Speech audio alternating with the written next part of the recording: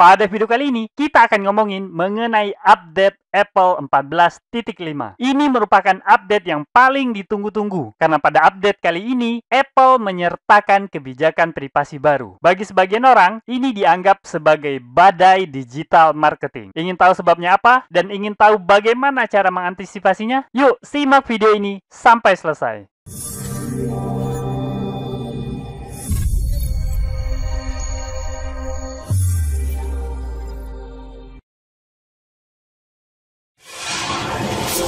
Assalamualaikum warahmatullahi wabarakatuh. Ketemu lagi bersama saya, Kanada Kurniawan, dan masih di channel kita, Pro Jasa Web. Pada kesempatan kali ini, kita akan ngebahas mengenai badai digital marketing yang sebentar lagi akan kita alami. Nah, oke. Pertama-tama memang judulnya ini mirip Game of Thrones ya, Winter Has Come. Nah, kenapa bisa seperti itu? Nah, ini alasannya. Pada tanggal 26 April kemarin, tahun 2021 tentunya, Apple mengumumkan update terbaru dari iOS, yaitu 14.5.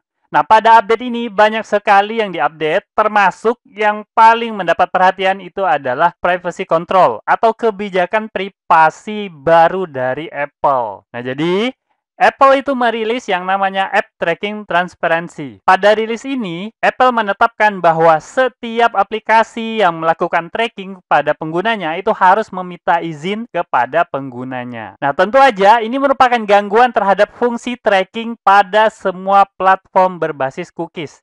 Artinya, semua iklan digital saat ini bakal terkena dampaknya. Nah, itu yang bikin masalah. Nggak terlepas ya apapun platformnya. Kalau teman-teman pakai Facebook misalnya, Facebook Ads itu juga terkena dampaknya. Kalau teman-teman pakai TikTok itu juga kena. Pakai Snapchat advertising juga kena. Bahkan kalau teman-teman pakai Google Ads itu juga kena dampak dari iOS 14.5 ini. Nah, buat teman-teman yang penasaran pengen baca lebih jauh mengenai update terbaru ini, silakan teman-teman kunjungi link ini ya. Nah, ini merupakan link resmi dari Apple, jadi teman-teman bisa baca lengkap di sini. Oke, sekarang kita bahas secara khusus App Tracking Transparency ini. Nah, salah satu yang paling bisa menggambarkan itu adalah seperti ini ya. Nah, inilah App Tracking Transparency. Nah, kalau teman-teman misalnya pakai aplikasi apapun, misalnya Instagram atau Facebook, kemudian teman-teman mengupdate iOS menjadi 14.5, maka akan muncul nih di setiap aplikasi tersebut. Nah, seperti pada gambar yang paling kanan ini ya, maka akan muncul peringatan. Ini aplikasi ini bakal nge-track privasi Anda. Anda pengen nggak di-track gitu? Jadi pertanyaannya kira-kira seperti itu. Setiap pengguna akan diminta izin atas tracking terhadap data pribadi mereka. Semuanya, termasuk Facebook, Instagram, dan lain sebagainya. Jadi, oleh karena itu, semua platform periklanan digital itu bakal kena. Dan kalau teman-teman memanfaatkan platform periklanan digital, tentu teman-teman harus memperhatikan hal ini. Nah, diperkirakan sebagian besar itu tidak akan memberikan izin. Nah, kalau sebagian besar pengguna itu tidak memberikan izinnya, maka dampaknya apa? Nah, kalau mereka menggunakan Facebook, terus mereka tidak mengizinkan Facebook nge-track data pribadi mereka, maka apa efeknya? Maka Facebook tentu aja kesulitan mengoptimasi iklan mereka. Nah, bahkan pada tataran yang paling mengerikan itu adalah Facebook tidak bisa men-tracking konversi. Nah, bayangin kan? Apa dampaknya pada periklanan digital? Begitu juga TikTok, begitu juga pada Snapchat dan platform periklanan yang lain. Bahkan Google juga terpengaruh. Nah, oleh karena itu, masing-masing dari mereka itu membuat sebuah aturan baru atau solusi baru untuk menghadapi update Apple 14.5 ini. Oke, sekarang antisipasinya. Nah, kalau bicara tentang antisipasi ini, kita bicarain dulu mengenai Facebook. Karena banyak sekali yang menggunakan Facebook Ads ya. Dan Facebook Ads itu salah satu platform yang paling terdampak. Dampaknya itu paling dirasakan oleh pengguna Facebook Ads. Nah, tentu kalau teman-teman menggunakan Facebook Ads, ini udah akrab banget sama notifikasi seperti ini. Warnanya merah gitu ya, ada pada bagian atas Facebook Ads. Nah, ini menjelaskan mengenai perubahan yang harus teman-teman lakukan pada Facebook Ads untuk menghadapi update iOS 14.5. Nah, kalau kita lihat sejarahnya atau timeline dari Facebook, ini ada banyak sekali yang Facebook lakukan. Nah, upaya pertama yang mereka lakukan itu adalah kampanye penolakan. Kalau teman-teman ingat, tahun lalu itu, tahun 2020, itu banyak sekali Facebook mengadakan penggalangan dukungan untuk menolak update iOS 14.5 ini, yaitu mengenai kebijakan privasi baru dari Apple.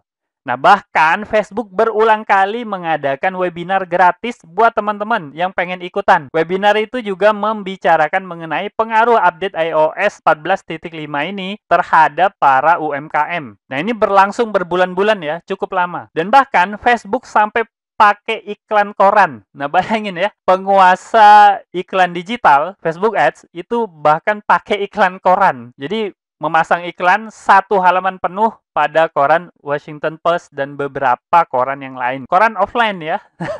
Bayangin aja betapa kerasnya Facebook menolak perubahan ini. Nah, pada sisi aplikasinya, Facebook itu membuat beberapa perubahan. Banyak ya, perubahannya banyak. Ada New Ad Measurement Protocol. Jadi, pengukuran pada Facebook Ads itu berubah drastis gitu ya. Teman-teman harus baca ini dan perhatikan dengan seksama apa aja yang berubah. Kemudian ada juga Facebook Aggregate Event Measurement.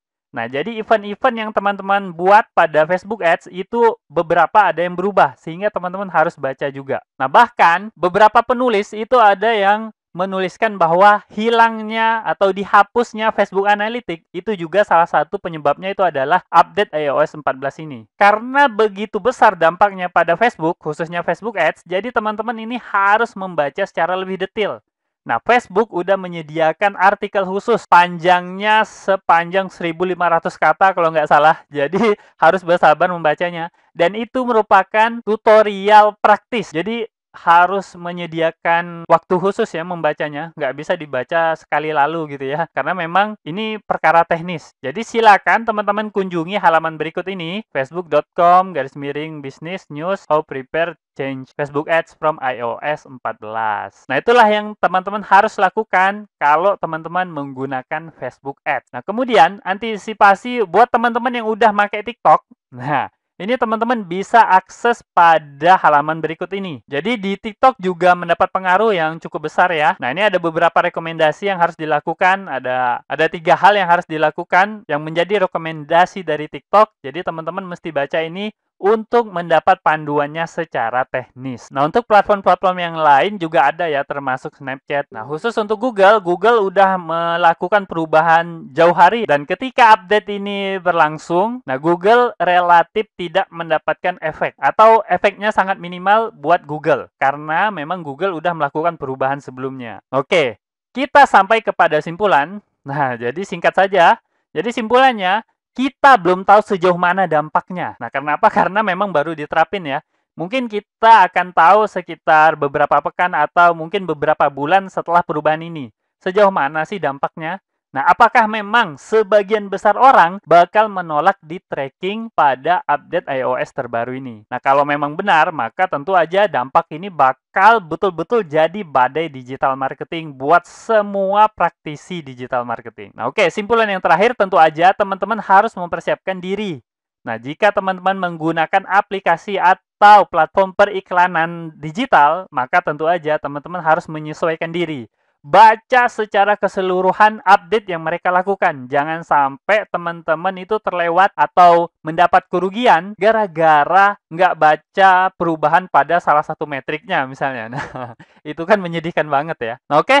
Mungkin itu aja yang bisa saya sampaikan pada video kali ini. Semoga aja video ini dapat bermanfaat buat teman-teman. Dan saya akhiri. Assalamualaikum warahmatullahi wabarakatuh. Oke, seperti biasa, jika ada yang salah dari apa yang saya sampaikan, tolong teman-teman ingatin ya. Jangan sampai nggak diingatin, supaya saya dapat melakukan perbaikan pada channel ini dan pada diri saya sendiri. Dan jika ada pendapat yang berbeda, teman-teman bisa masukin ke kolom komentar, supaya kita bisa berdiskusi. Jika ada masukan, teman-teman jangan sungkan untuk menyampaikannya, karena saya sangat terbuka dengan segala macam masukan. Dan jika teman-teman memiliki usulan pembahasan, cantumkan juga di kolom komentar, supaya semua usulan teman-teman dapat saya wujudkan dalam bentuk video. Buat yang belum tahu, video ini adalah bagian dari program Akademi Projasa Web, tempat di mana teman-teman bisa belajar digital marketing secara gratis. Caranya mudah, cukup kunjungi projasaweb.com/akademi. Ada ratusan artikel dan video yang dapat teman-teman pelajari.